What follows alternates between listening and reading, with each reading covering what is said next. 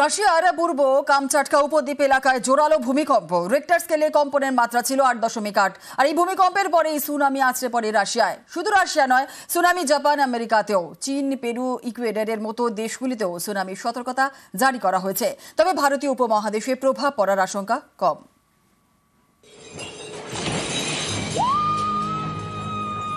গত কয়েক দশকের মধ্যে সবচেয়ে বেশি কম্পন অনুভূত হলো রাশিয়ার কামচাটকায়। রিং অফ ফায়ারে অবস্থান করার ফলে এমনিতেই কামচাটকা ভূমিকম্প প্রবণ, তবে এবারের মাত্রা ছিল সর্বাধিক। রিক্টার স্কেলে কম্পনের মাত্রা ছিল 8.8। মার্কিন আবহাওয়া সংস্থা জানিয়েছে ভূমিকম্পের উৎস ভূপৃষ্ঠের 19.3 কিলোমিটার গভীরে। কামচাটকা হচ্ছে এমন একটি জায়গার উপরে অবস্থিত, সেটাকে রিং অফ ফায়ার বলে। আর যে কারণে জাপানে ভূমিকম্প বেশি হয়। এই ভূমিকম্পের ম্যাগনিটিউড এটা কিন্তু সাংঘাতিকভাবে বড়। 7 ম্যাগনিটিউড থেকে সুনামি হওয়ার প্রবণতা বাড়তে থাকে। সেক্ষেত্রে হাজার হাজার গুণ বেশি কিন্তু এই ভূমিকম্পের প্রবণতা। আর এটা ওই রিং অফ ফায়ারের মধ্যেই রয়েছে। এই জায়গাতেই সমস্ত টেকটনিক প্লেটগুলো একে অপরের সঙ্গে সংঘাত করে। ভূকম্পনের অভিঘাতে বিপজ্জনকভাবে দুলে উঠেছে বাড়ি, মাটিতে পড়ে যায় বাড়ির সব জিনিসপত্র। রীতিমতো আতঙ্ক ছড়িয়ে পড়ে।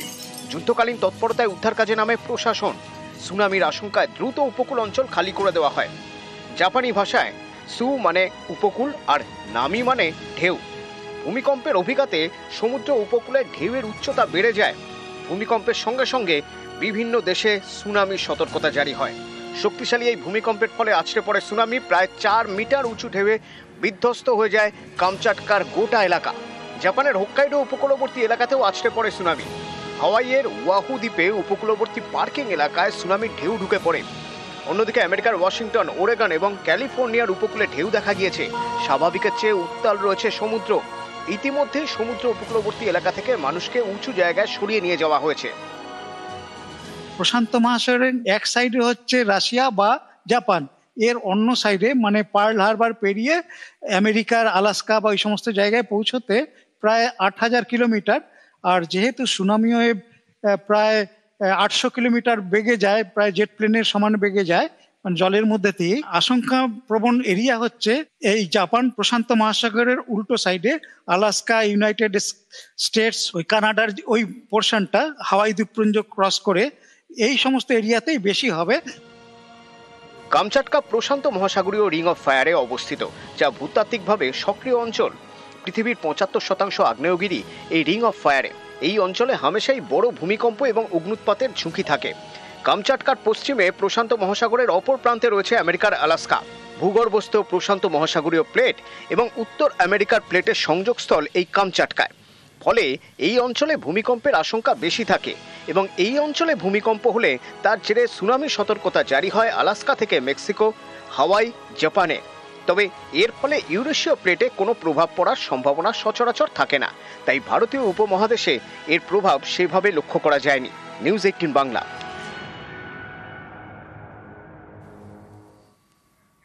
ভারতের সঙ্গে শুল্ক যুদ্ধে আমেরিকা। বুধবার ভারতীয় পণ্যের ওপর 25% শুল্ক চাপানোর কথা ঘোষণা মার্কিন প্রেসিডেন্ট ডোনাল্ড ট্রাম্পের। এই কর চালু হবে 1 আগস্ট থেকে। শুল্কের পাশাপাশি ভারতের ওপর পেনাল্টি চাপানোর হুঁশিয়ারি দিয়েছেন মার্কিন প্রেসিডেন্ট। তাঁর দাবি, রাশিয়া থেকে যুদ্ধাস্ত্র কেনে ভারত, তেলও কেনে। বিশ্বের অনেক দেশই বলছে রাশিয়ার উচিত ইউক্রেনে গণহত্যা বন্ধ করা, কিন্তু তা হয়নি। কাজেই ভারতীয় পণ্যে 25% শুল্ক দিতে হবে, পাশাপাশি দিতে হবে পেনাল্টিও। ট্রাম্পের ঘোষণার পরই বিবৃতি জারি করেছে কেন্দ্র। জাতীয় স্বার্থে সব রকম পদক্ষেপ নেওয়া হবে জানিয়েছে মোদী সরকার। কৃষক, উদ্যোগপতি ও এমএসএমইগুলির অর্থনৈতিক নিরাপত্তা ও প্রসার ভারত সরকারের কাছে সবথেকে গুরুত্বপূর্ণ বলে জানানো হয়েছে। বেশ কিছুদিন ধরেই ভারত মার্কিন বাণিজ্য চুক্তি নিয়ে দুদেশের মধ্যে আলোচনা চলছে। কেন্দ্রের দাবি, স্বচ্ছ ও দুদেশের পক্ষে লাভজনক সমঝোতাই একমাত্র লক্ষ্য।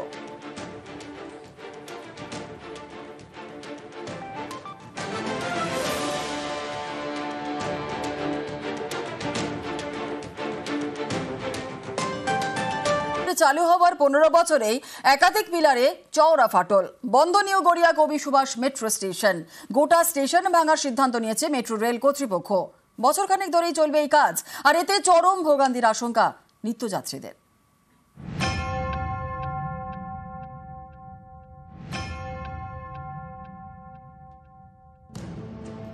নিউ গড়িয়ার কবি সুভাষ মেট্রো স্টেশন দক্ষিণের প্রান্তিক স্টেশন। এখান থেকে দুটি রুটে মেট্রো যাতায়াত করে, একটি রুটে দক্ষিণেশ্বর, আরেকটি রুটে বিমানবন্দর। এই বিমানবন্দর রুটটি এখনো পর্যন্ত চালু হয়নি, আপাতত রুবি পর্যন্ত যাতায়াত। এরকম গুরুত্বপূর্ণ একটি মেট্রো স্টেশনের পিলারে ফাটল, সেটাও চালু হওয়ার 15 বছরে।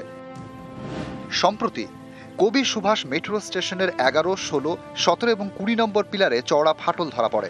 এছাড়া প্ল্যাটফর্মের শেডে ফুটো এবং মেঝেতে গর্ত। বিপদ এড়াতে গোটা স্টেশনটাই ভেঙে ফেলার সিদ্ধান্ত নিয়েছে কলকাতা মেট্রো রেল কর্তৃপক্ষ। ফলে সোমবার সন্ধ্যে থেকে কবি সুভাষ মেট্রো স্টেশন বন্ধ। এর জেরে নিত্যযাত্রীদের হয়রানির এক শেষ। বলছে এখন বন্ধ আছে, এটা চলবেই না। কালকে এসেছি, কালকে সেম জিনিসই হয়েছে না, এটা সেই বিষয়ে কিছু বলিনি। যাত্রীদের এমনি তো সমস্যা হচ্ছে, আরও ডবল এটা বন্ধ বলে আরও সমস্যা হয়ে গেছে। মেট্রো কর্তৃপক্ষের সিদ্ধান্ত, কবি সুভাষ মেট্রো স্টেশনটি নতুন করে তৈরি হবে। এর জন্য টেন্ডার ডাকা হয়েছে। নতুন স্টেশন তৈরি করার জন্য খরচ ধরা হয়েছে 10 কোটি টাকা। নিউ গড়িয়ার কবি সুভাষের আগের স্টেশন শহীদ ক্ষুদিরাম। ঢালাই ব্রিজের কাছে এই স্টেশন পর্যন্ত মেট্রো চলাচল করছে। শহীদ ক্ষুদিরাম স্টেশন পার করে রেল লাইনের ক্রসিং, সেখান থেকে ট্রেন ঘোরানো হচ্ছে। নতুন স্টেশনের কাজ শেষ হতে হতে প্রায় 1 বছর। ততদিন পর্যন্ত এভাবে মেট্রো চলবে। ফলে নিত্যযাত্রীদের ভোগান্তির এক শেষ। এবার সেপ্টেম্বরে পুজো, তখন দুর্ভোগ আরও বাড়ার আশঙ্কা। ইউজুয়ালি কোন মেট্রো স্টেশন ব্যবহার করেন? কবি সুভাষ।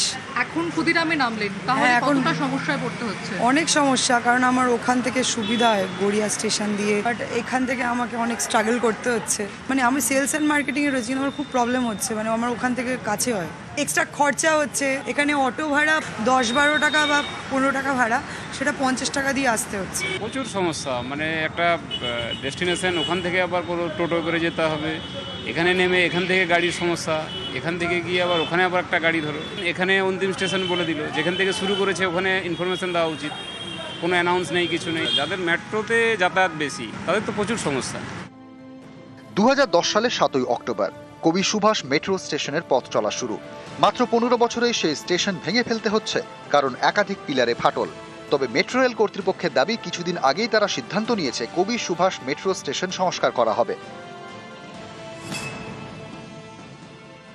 কোনো কনক্রিটের স্ট্রাকচার, সেটা আরসিসি হোক, সেটা প্রিকাস্ট কনক্রিট হোক, সার্ভিস লাইফ 100 বছরের কাছাকাছি। যার 100 বছর যাওয়ার কথা, তার যদি 15 বছরে ক্র্যাক হয়, বুঝতে হবে হয় তার নির্মাণের ক্ষেত্রে ত্রুটি ছিল, অথবা তার রক্ষণাবেক্ষণের ক্ষেত্রে ত্রুটি ছিল। আর একটা সম্ভাবনা থাকে যে যদি অগভীর ভিতের উপরে পিলার সেগুলো তৈরি হয়, তাহলে অনেক ক্ষেত্রে যে ডিফারেন্সিয়াল সেটেলমেন্টের জন্য হচ্ছে এই ধরনের ক্র্যাক আসতে পারে। এই ধরনের ক্র্যাক কখনো একদিনে ঘটে না। আমার নিজের মনে হয়েছে রক্ষণাবেক্ষণের ক্ষেত্রে যে শিডিউল অফ মেইনটেনেন্স ফলোড হয় মেট্রো রেলের, সেটা অপর্যাপ্ত। নিউজ 18 বাংলা। ভারতের সঙ্গে শুল্ক যুদ্ধে আমেরিকা। বুধবার ভারতীয় পণ্যের ওপর 25% শুল্ক চাপানোর কথা ঘোষণা মার্কিন প্রেসিডেন্ট ডোনাল্ড ট্রাম্পের। এই কর চালু হবে 1 আগস্ট থেকে। শুল্কের পাশাপাশি ভারতের ওপর পেনাল্টি চাপানোর হুঁশিয়ারি দিয়েছেন মার্কিন প্রেসিডেন্ট। তাঁর দাবি, রাশিয়া থেকে যুদ্ধাস্ত্র কেনে ভারত, তেলও কেনে। বিশ্বের অনেক দেশই বলছে রাশিয়ার উচিত ইউক্রেনে গণহত্যা বন্ধ করা, কিন্তু তা হয়নি। কাজেই ভারতীয় পণ্যে 25% শুল্ক দিতে হবে, পাশাপাশি দিতে হবে পেনাল্টিও। ট্রাম্পের ঘোষণার পরই বিবৃতি জারি করেছে কেন্দ্র। জাতীয় স্বার্থে সব রকম পদক্ষেপ নেওয়া হবে জানিয়েছে মোদী সরকার। কৃষক, উদ্যোগপতি ও এমএসএমইগুলির অর্থনৈতিক নিরাপত্তা ও প্রসার ভারত সরকারের কাছে সবথেকে গুরুত্বপূর্ণ বলেই জানানো হয়েছে। বেশ কিছুদিন ধরেই ভারত মার্কিন বাণিজ্য চুক্তি নিয়ে দুদেশের মধ্যে আলোচনা চলছে। কেন্দ্রের দাবি, স্বচ্ছ ও দুদেশের পক্ষেই লাভজনক সমঝোতাই একমাত্র লক্ষ্য।